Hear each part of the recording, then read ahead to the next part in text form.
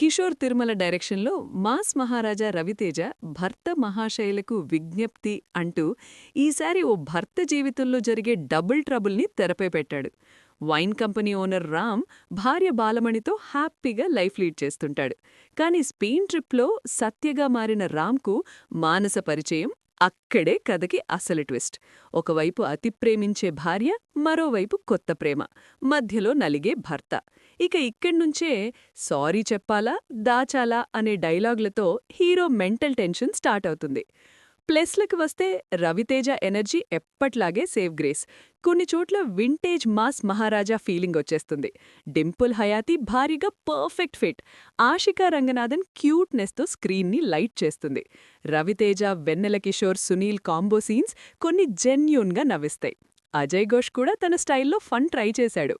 మొత్తానికి భార్యను మోసం చేసిన భర్త ట్రాక్లో ఉన్న కామెడీ కాన్ఫ్లిక్ట్ ఐడియా బాగుంది. కానీ అసలు సమస్య ఎక్కడంటే ఈ కాన్సెప్ట్ని ఫుల్గా ఎంజాయ్ చేయించాల్సిన స్క్రీన్ ప్లే రొటీన్గా మారిపోయింది. ఫన్ రైడ్గా ఉండాల్సిన సినిమా కొన్ని చోట్ల బోరింగ్ ట్రిప్ అయింది. ఇంటర్వెల్ ఏదో షాక్ ఇవ్వాలి కాబట్టి పెట్టినట్టు ఫీలింగ్. సెకండ్ హాఫ్లో హీరో మైండ్ గేమ్ ఇంకా ఇంట్రెస్టింగ్గా ఉండొచ్చు, కానీ అది మిస్.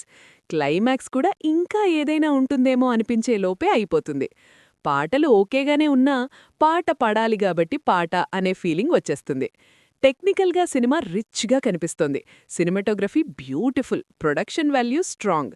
కానీ స్క్రీన్ ప్లేలో టైట్నెస్ మిస్ అవ్వడంతో ఎడిటింగ్ ఇంకాస్త షార్ప్గా ఉంటే బావుండేది. మొత్తానికి భర్త మహాశయులకు విజ్ఞప్తి అనేది రవితేజ ఫ్యాన్స్కి కొంతవరకు ట్రీట్. ఆయన ఎనర్జీ, కొన్ని కామెడీ సీన్స్ మాత్రమే సినిమాని ముందుకు నడిపిస్తాయి. కాన్సెప్ట్లో ఉన్న పవర్ని ఫుల్గా వాడుకోలేకపోవడం వల్ల ఈ సినిమా ఇంకా బెటర్గా ఉండొచ్చు కదా అనే ఫీలింగ్తో థియేటర్ బయటికి తీసుకొస్తుంది.